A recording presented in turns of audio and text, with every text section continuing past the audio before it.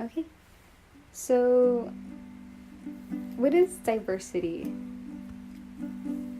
To me, Mm-hmm. or I can Google it for you real quick. No, just off the top of your head. What is diversity? Diversity to me is like what separates everybody else from each other. Like, you can have like a row of 10 people, but they're all people. Diversity is what separates the person that's standing next to this other person who's standing next to another person.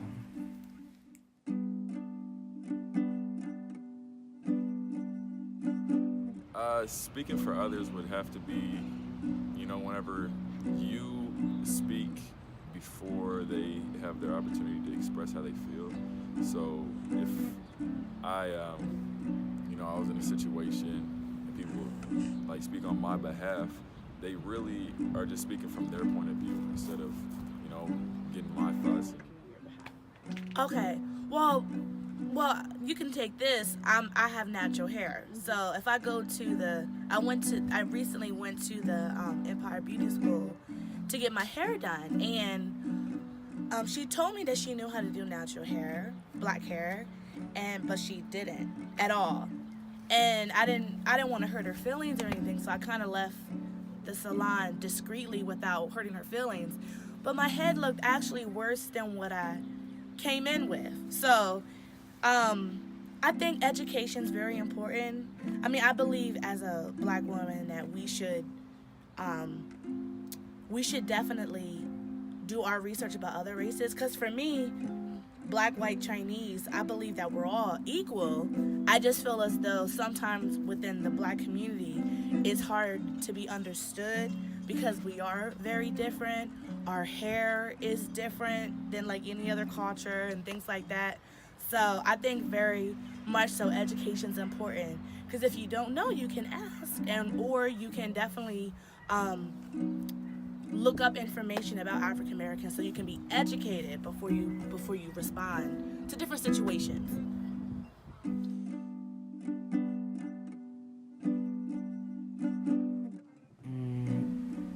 It speaks for the world because nobody has ever had the same life. Even kids that are like raised in the same house, or like families that have been together, nobody's had the same exact experiences and the same exact life.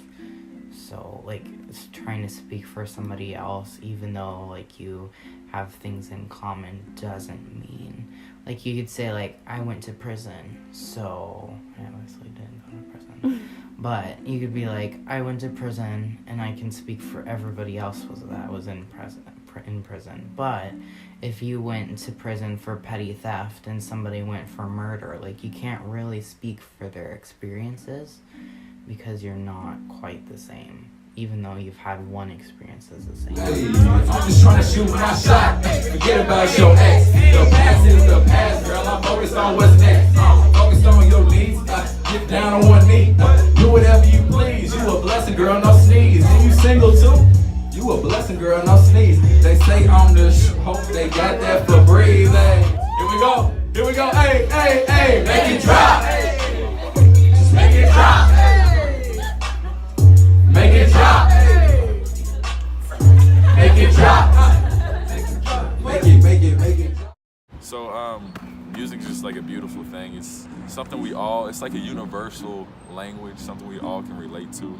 So if you have music and everybody from different cultures has some sort of music that relates to their culture, that's like one of the best ways to really speak for yourself and get people to see the world from your view, or step in your shoes and experience like just some sort of, sequence. So if I make a song about being black, white people and any other races, they can listen to that and really, try to put themselves in my shoes and see my point of view. So I think that's like one of the beautiful things about music, is that anybody can listen to music, right? So, well, unless you're deaf, but anyways, You can feel it. Yeah, everybody can feel the music and they can get a better understanding just because it's a different experience. You can change the instruments, you know, the high notes, the low notes for whatever mood you want it to be.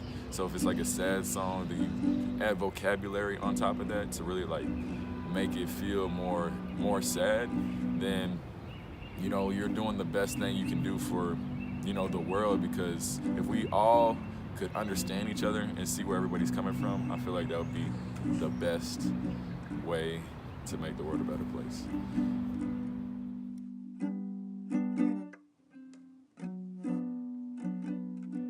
I think definitely dominant power structures do not represent, you know, people of color in their communities. I feel like, again, this goes to the conversation of people speaking for others, than allowing others to have a platform to speak for themselves.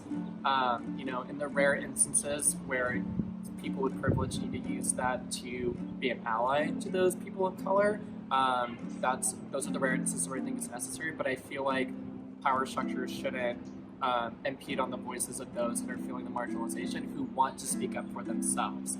If these people already have a strong voice, then who are you to take away their voice when it comes to attacking power structures and making a more equal environment in our society?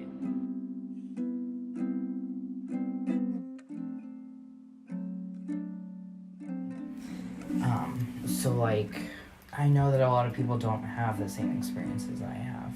So like, when people are trying to talk for my experiences because we have something in common, doesn't mean like, I don't know, like transitioning can be easy for some people. Like, I've seen a lot of people that like their parents are paying for everything, or their parents were supportive in the beginning, or like, you know, have been there.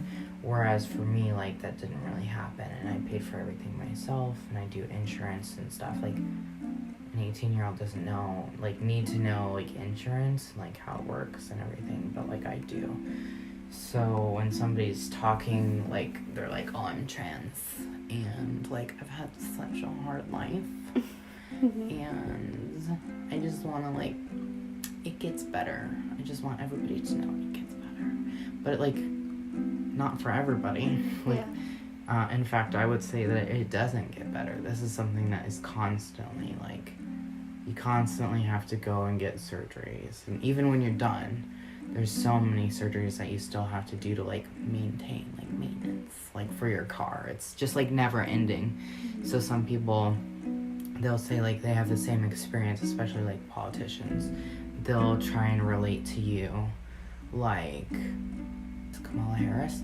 She'll be like, I'm a woman, or I'm a person of color, so I know all of the experiences as a woman and that a person of color will experience, even if, like, she didn't maybe not grow up in the projects, or, like, she could say, like, she is a woman and she is black, but that doesn't mean that she, like, has the same life experiences as somebody that maybe, like, grew up in the projects, or, like, somebody that was a woman and that was brown living in, like, a really fancy, like, lifestyle. Like, they're not going to have the same experiences.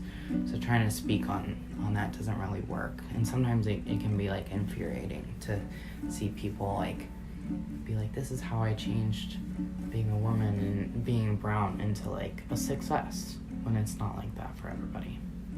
So, Whatever comes to your head. Oh my goodness. I thought you was gonna ask me. No, okay, I thought you already. Okay, so as a non-American, being in America, and, you know, coming from the culture that you grew up with, how would you feel about somebody speaking on your behalf? And also, like, where did you come from before you started living here? Well, it's a different culture. It's a different people think differently. They act differently. But in all, we are all humans. So we all have a full developed sense of things, and we know what is right and what's wrong. In that way, things are common. But then, like in Nigeria, we don't have winter. It's always hot all year round. You can always get up and go to the beach. In fact, when it's even colder here, it's warmer in my country, and sometimes even too hot for the people. So people misrepresent Africa so much. Like I watch props on TV, on YouTube, where people are asked about Africa and they completely feel that Africa is a country instead of a continent. And I once see someone said, ask a question like, name few countries in Africa, and the person just named only one and said that's Africa, it's a country. So that misconception is not, for me, it's too bad, because people need to understand that these are whole people as well, Then when it comes to lifestyle and things like that, people have a kind of view of Africa that sometimes is hilarious, There's some questions people ask about home, where I'm coming from. I'm like, no, they're not living in caves. They have skyscrapers too there. They have mansions, they have estates. People own their private jets in the country. Same way people live here. They have billionaires. Though that overall, life is not the same. We have more divide when it comes to having and not having than is here. At least everybody have enough to take care of himself. But there, so many people lack so much, and so many people have too much.